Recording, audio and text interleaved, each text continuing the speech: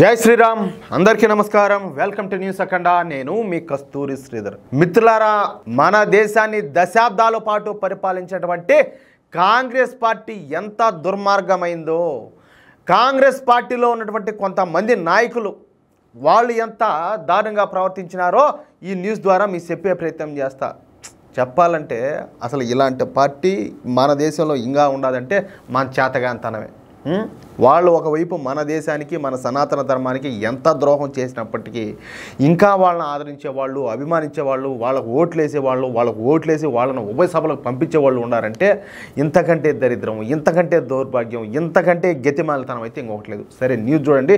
నేను ఎందుకు ఇన్ని మాటలు మాట్లాడుతున్నాను అనేది మీకే అర్థం అవుతుంది. నేను ఊరికే చెప్పను ఏది కూడా. ఈ న్యూస్ చూడండి, మీరే అర్థం చేసుకోండి. సుశీల్ కుమార్ షిండే, ఈయన పూర్తి పేరు వచ్చేసి సుశీల్ కుమార్ సంభాజీ షిండే. ఎవరా? సంభాజీ మహారాజు, ఛత్రపతి శివాజీ తనయుడు. ఆయన కుమారుడు అయినటువంటి సంభాజీ మహారాజు పేరు కలిసి వచ్చేటట్టుగా పెట్టుకున్నాడు ఆయన పేరు. అంటే ఈయన పెట్టుకున్నాడులే, వాళ్ళ పెద్దవాళ్ళు పెట్టుంటారనమాట. సరే, మహారాష్ట్రకు చెందినటువంటి రాజకీయ నాయకుడైన ఆయన మన్మోహన్ సింగ్ ప్రభుత్వంలో హోంశాఖ మంత్రిగా, కేంద్ర హోంశాఖ మంత్రిగా, విద్యుత్ మంత్రిగా, లోక్సభలో సభానాయకుడిగా 2014 మే 26 వరకు పనిచేశారు. ఆయన గతంలో 18వ తేదీ 1వ నెల 2003 నుంచి 4వ తేదీ నవంబర్ నెల 2004 వరకు మహారాష్ట్ర రాష్ట్రానికి ముఖ్యమంత్రిగా కూడా పనిచేసినాడు. దాన్ని బట్టి మీరు అర్థం చేసుకోండి ఈయన ఎంత బలమైన నాయకుడు. ఈయన కాంగ్రెస్ పార్టీలోని మోస్ట్ సీనియర్ నాయకుల్లో ఒకరన్నమాట. అయితే 2008లో ముంబైలో తీవ్రవాద దాడులు జరిగిన సంగతి మీకు అందరికి కూడా తెలిసిందే. ఈ తీవ్రవాద దాడులను చేసింది పాకిస్తాన్కు చెందినటువంటి తీవ్రవాదులు. అయితే ఈ పాకిస్తాన్ తీవ్రవాదులు తమ పేర్లను హిందూ పేర్లుగా మార్చుకొని వాళ్ళ చేతులకు మన హిందువులకు సంబంధించినటువంటి పవిత్రమైనటువంటి రక్షాదారాలు కట్టుకొని, అంటే ఎట్టా ఇది ఇట్టా అర్థమవుతుందా? ఓడు కసబ్ గాడి ఫోటో ఒకటి చూడండి మీరు. ఓడు చేతి కూడా ఇదే విధంగా రక్షాదారం కట్టుకొని వచ్చినాడు. ముంబైలో ఈ దాడులు చేశారు. అంటే ఈ దాడులను చేసింది హిందూ ఉగ్రవాదులు అని చెప్పేసి తప్పుదోవ పట్టించడానికి పెద్ద ప్రయోగమే చేస్తారు, మామూలు ప్రయోగం కాదు. అయితే అదృష్టవశాత్తు మన భద్రతా దళాలకు ఈ కసబ్ గాడు అయితే ప్రాణాలతో కుక్క దొరికినట్టు దొరికిపోయినాడు. దీంతో వీడు లంగాలు వేసుకొని వచ్చేటువంటి లపాకిస్తానీ గాడని, ఈ దాడులను చేసింది ఈ లపాకిస్తాన్ వాళ్ళని చెప్పేసి ప్రపంచానికి మొత్తం కూడా తెలిసిపోయింది. ఇక ఆ ముంబై దాడులు జరిగిన 2వ రోజే కాంగ్రెస్ నాయకులు తమ దుష్ట పన్నాగాన్ని బయటికి తీశారియా. ఆ దారుణం చూడండి ఒకసారి. ముంబైలో దాడులు జరిపింది పాకిస్తాన్ తీవ్రవాదులు కాదని, ఈ దాడులు చేసింది హిందూ తీవ్రవాదులేనని చెప్పేసి పెద్ద ఎత్తున ప్రచారం ప్రారంభించారు. హిందూ తీవ్రవాదమా? ప్రపంచంలో ఏడన్నా హిందూ తీవ్రవాదం అనేది ఉండదా? మిత్రులారా, నేను ఇక్కడ మీకు అందరికి కూడా ఒక కీలకమైన విషయం అయితే చెప్పాలా. ఈ ప్రపంచంలో క్రిస్టియన్ దేశాలు ఎన్ని ఉన్నాయి? నాకు తెలిసినంత వరకు ఒక 157 ఏమో ఉన్నాయి. సరే, ఈ ఇస్లామిక్ దేశాలు వచ్చేసి ఒక 57 వరకు ఉండాలి. కానీ ఈ క్రిస్టియానిటీ కానీ లేకపోతే ఇస్లాం కానీ పుట్టి ఎన్ని సంవత్సరాలు అవుతుంది? మహా అంటే ఈ 2000 సంవత్సరాల లోపే, అవునా కదా? ఈ 2000 సంవత్సరాల లోపు పుట్టినటువంటి ఈ క్రిస్టియానిటీ కావచ్చు లేకపోతే ఈ ఇస్లామిక్ దేశాలు కావచ్చు, ఏది ఇస్లాం పుట్టింది ఆడ సౌదీలో పుట్టింది. ఏమే అది ఇప్పుడు 57 దేశాలకు పైకిపోయింది. 50 దేశాల్లో ఓల్డే మెజార్టీ. ఇక క్రిస్టియన్లా ఏకంగా 157 దేశాల్లో ఉన్నారు. కానీ సనాతన ధర్మం అనేది ఎప్పుడు పుట్టిందో కూడా తెలీదు. ఎప్పుడు పుట్టిందో కూడా తెలీదు. కానీ భారతదేశంలో హిందువులు మెజారిటీ లేనప్పటికీ మైనార్టీలాగా బతుకుతారు. చెప్పాలంటే ఆవిడ ఇందిరాగాంధీ గారు ప్రధానమంత్రిగా ఉన్నప్పుడు ఈ కాంగ్రెస్ ప్రభుత్వం ఏం చేసింది తెలిసిన? హిందువులు అని చెప్పుకునే వాళ్ళకు హిందువులకు సెక్యులర్లు అని చెప్పేసి ఒక ముసుగు ఒకటి దొడిగింది. ఏది బురకా కదా దొడిగినట్టు. ఇంక వీళ్ళంతా ఏం చేస్తారంటే, ఇప్పుడు ముస్లిం నువ్వెవరు యా అని అంటే నేను ముస్లిం అని చెప్తాడు. క్రిస్టియన్ నువ్వెవరు బా అంటే అతనేం చెప్తాడు, నేను క్రిస్టియన్ అంటాడు. మరి మన హిందువులు ఏంది మీరు అని అడిగినా అనుకో, మేము కమ్మవాళ్ళం, మేము కాపాళ్ళం, మేము రాజులం కదా, మేము బ్రాహ్మణులం కదా, మేము వయసులం కదా, మేము మాలోళ్ళం కదా, మేము మాదిగోళ్ళం కదా. నాయనా, మీ కులం గొప్పదే, నేను కాదనలా. కానీ అంతకంటే గొప్పది సనాతన ధర్మం కదా. నేను హిందువునని కదా నువ్వు చెప్పుకోవాలా? చెప్పుకోలేకపోతే ఒకప్పుడు ప్రపంచమంతా కూడా విస్తరించి ఉన్నటువంటి మన సనాతన ధర్మము ఈరోజు దిక్కు ముక్కులే అల్లాడుతుంది. ఈరోజు హిందువులు మెజార్టీలుగా ఉన్నటువంటి మన దేశంలోనే, ఏది ప్రపంచంలో అతిపెద్ద ప్రజాస్వామ్యం కలిగినటువంటి మన దేశంలోనే హిందువులు సెక్యులర్లుగా బురకా మారి ముసుగేసుకొని బతకాల్సి వచ్చింది. ఏ హిందువు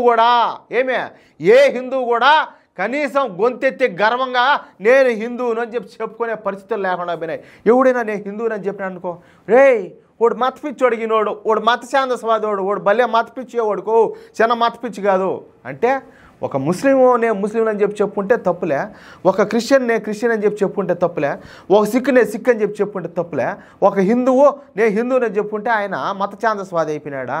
అదే నేను చెప్పబోతున్నా ఇప్పుడు. అలాంటి హిందువులు ఈ దేశంలో కొన్ని కోట్ల మంది మెజార్టీ ప్రజలైనటువంటి హిందువులు వీళ్ళు మత ఛాందస్వాదులైతే, నిజంగా హిందూ ఉగ్రవాదమే అనేది ఉంటే ఈ ప్రపంచం అంతా కూడా హిందూమయం అయిపోయిందా? ఎట్ట క్రిస్టియన్ దేశాలు 157 అయినాయి, ఎట్ట ఇస్లామిక్ దేశాలు 57 అయినాయి, ఎట్ట ఈ దేశంలో మెజార్టీలో అయినటువంటి హిందువులు మైనార్టీలుగా దిక్కులేని వాళ్ళు మరి ఎందుకు బతున్నారు? ఎట్ట బతున్నారు? ఏది నిజంగా హిందువులే ఉగ్రవాదులు అయితే, హిందూ ఉగ్రవాదం అనేది ఈ దేశంలో కానీ ఈ ప్రపంచంలో కానీ ఏ మూలనైనా ఉంటే ఏం మాట్లాడతారు? ఏం చేద్దామని ఒకసారి ఆలోచించండి. సరే, ఈ ప్రచారాన్ని అప్పటి కేంద్ర మంత్రులైనటువంటి శివరాజ్ పాటిల్, దిగ్విజయ్ సింగ్, చిదంబరంలో కలిసి ఈ ప్రాపకాండాన్ని మొత్తం కూడా సృష్టించారు. బాగా మంచి వంట వండారు. హిందూ ఉగ్రవాదం అని చెప్పి మసాలాలన్నీ బాగా దట్టించి అన్నీ చేసి నూనె గిన్నె అంతా బాగా పోసి దాంట్లో ఒకరోజు నెయ్యి వేసి అన్నీ చేసి బాగా హిందూ ఉగ్రవాదం అని చెప్పేసి ఒక స్పెషల్ వంటకాన్ని వండారు ఈ కాంగ్రెస్ ప్రభుత్వంలో ఉన్నటువంటి వీళ్ళంతా నాయకులంతా కలిసి. సరే, ఈ ముగ్గురు కూడా కాంగ్రెస్ పార్టీ సీనియర్ నాయకులు కావడం ఇక్కడ గమనార్హం. ఏం అల్లా టప్పవాళ్ళు కాదు. ఇక్కడ మీరు కొంచెం జాగ్రత్తగా వినాలా. 2008లో ముంబై దాడులు చేసింది హిందూ తీవ్రవాదులు అని చెప్పేసి ఒక పక్క పాకిస్తాన్ కూడా ప్రచారం చేస్తూ ఉంటే, మరో పక్క కాంగ్రెస్ నాయకులు కూడా ఈ దాడులు చేసింది హిందూ తీవ్రవాదులు అని చెప్పేసి దేశమంతా చాటింపేశారు, దండోరా కొట్టినారు. ఇంకా పాకిస్తాన్కు నీకు తేడా అయింది. ఎవరైతే తీవ్రవాదాన్ని పెంచి పోషిస్తూ ఉండేటువంటి ఈ పాకిస్తాను, ఈ లంగాలిస్తాను వాళ్ళు తీవ్రవాదులను పంపించి మన దేశంలో మానహోమం సృష్టిస్తే దాన్ని మళ్ళీ ఈ దేశంలో ఉన్నటువంటి సాత్వికులైనటువంటి హిందువుల మీదకి నెట్టితే దానికి వంత పాడింది కాంగ్రెస్ పార్టీ. ఇదంతా చేసింది హిందూ ఉగ్రవాదులేనని చెప్పి మాట్లాడినారు. అంటే దీన్ని బట్టి పాకిస్తాన్కు కాంగ్రెస్ పార్టీకు ఏమైనా సంబంధాలు ఉన్నాయా అన్న అనుమానాలు కూడా కలుగుతున్నాయి. కలిగేది ఏంది అంతేందుకు, ఒకసారి మనం ఆ బాలాకోట్లో ఈ టెర్రరిస్ట్ క్యాంపుల మీద మనోళ్ళు ఇండియన్ ఆర్మీ పోయి దాడులు చేసింది. కానీ పాకిస్తాన్ ఏం చేసింది? లేదు అబ్బాయి చేయలేదు, వాళ్ళు ఏం చేయలేదు అని చెప్పేసి పాకిస్తాన్ వాళ్ళు మాట్లాడినారు. ఇక్కడ దాడులు వీళ్ళు ఇక్కడేం జరగలేదని చెప్పేసి.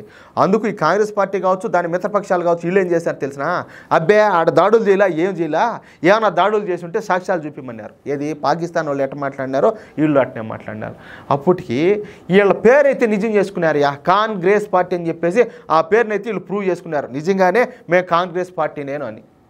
ఏంది దారుణం అంతా?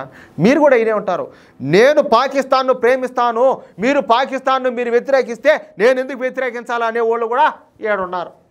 మీరు ఇలా ఎప్పుడా? అంత దారుణమైన అంత గొప్ప పార్టీ ఆ పార్టీ, మామూలు పార్టీ కాదు. ఆ పార్టీలో ఉండేవాళ్ళంతా కూడా మహానుభావులే.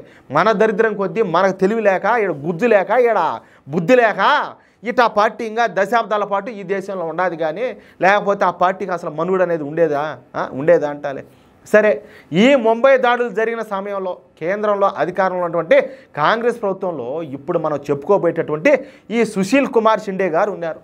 తర్వాత 2014లో మోడీ ప్రభుత్వం వచ్చిన సంగతి మీకు అందరికి కూడా తెలిసిందే. బహుశా 2017లో అనుకుంటా ఈ సుశీల్ కుమార్ షిండే ఒక మీడియా ఛానల్ ఇంటర్వ్యూలో మాట్లాడుతా, నిజానికి నాకు హిందూ తీవ్రవాదం అన్న పదాన్ని పలకడం ఇష్టమైతే ఉండేది కాదు. చూడండి, ఈయన మళ్ళా కాంగ్రెస్ నాయకుడే.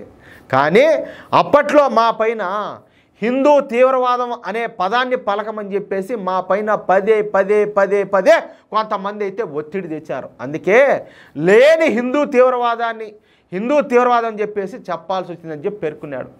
నువ్వు ఈరోజు అయితే నిజం ఒప్పుకోవచ్చు, సరే ఓకే బాగానే ఉన్నది. ఆ రోజు నువ్వు ఎట్టయితే ఈ మాట మాట్లాడినావు, నీ పేరులో ఛత్రపతి సంభాజీ గారి పేరు పెట్టుకొని నువ్వు ఎట్ట మాట్లాడినావు ఆ మాదిరి? కేవలం నీ అధికారం కోసం, నీ రాజకీయ స్వార్థం కోసం ఎట్లా మాట్లాడినావు ఆ మాటలన్నీ కూడాను? అంటే పక్కన వాళ్ళు అశుద్ధం తినమంటారు, మనం తింటామా? మనకు బుద్ధి ఉండక్కర్లా? నువ్వు ఒక హిందువుగా పుట్టి నువ్వు ఎట్ట మాట్లాడతావు ఆ మాదిరా? దీన్ని బట్టి మీరు అర్థం చేసుకోండి, ఈ హిందూ తీవ్రవాదం అనే పదాన్ని ఎవరు సృష్టించినారో, ఎవరు దీన్ని ప్రచారం చేయమని చెప్పినారో మీకు ఇప్పటికే అర్థమైపోయి ఉంటుంది. అర్థమవుతుందా లేదా? సరే, వారం రోజుల క్రితం మన మోడీ ప్రభుత్వం 2008 ఈ ముంబై తీవ్రవాద దాడిలో మాస్టర్ మైండ్ అయినటువంటి ఈ తహోర్ రాణా గారిని అమెరికా నుంచి జుట్టు పట్టుకొని కుక్కని ఈడ్చుకొచ్చారు మన భారతదేశానికి. తెలుసు కదా మీకు కూడా. ఈ విషయం పైన కాంగ్రెస్ సీనియర్ నేత అయినటువంటి సుశీల్ కుమార్ షిండే మాట్లాడుతా 2008 ముంబై దాడిలో సూత్రధారి తహోర్ రాణానే, అందులో ఏ మాత్రం కూడా సందేహం లేదు. ఇప్పుడు తహోర్ రాణాను మోడీ ప్రభుత్వం అమెరికా నుంచి భారత్కి అయితే తీసుకొచ్చి ఒక గొప్ప పని అయితే చేసింది. ఈ విషయంలో మోడీ ప్రభుత్వం చేసినటువంటి కృషిని అభినందించకుండా ఉండలేకపోతున్నా. నేను ఏ పార్టీ అనేది ఇక్కడ అనవసరం, కానీ మోడీ ప్రభుత్వం ఒక గొప్ప పని అయితే చేసింది. తహోర్ రాణా లాంటి రాక్షసుడిని భారత్కు తీసుకొచ్చింది. అందుకు మోడీ ప్రభుత్వానికి ఎవరైనా సరే ఖచ్చితంగా అభినందనలు అయితే తెలపాల్సిందే అని చెప్పి మాట్లాడినాడు. ప్రస్తుతం ఈ కేసును నేషనల్ ఇన్వెస్టిగేషన్ ఏజెన్సీ ఇన్వెస్టిగేషన్ చేస్తుంది. తహోర్ రాణాను ఒక రహస్య ప్రదేశంలో విచారిస్తున్నారు. దీనివలన ఈ ముంబై దాడుల వెనక ఉన్న వాళ్ళ పేర్లు కూడా బయటకైతే రానున్నాయి.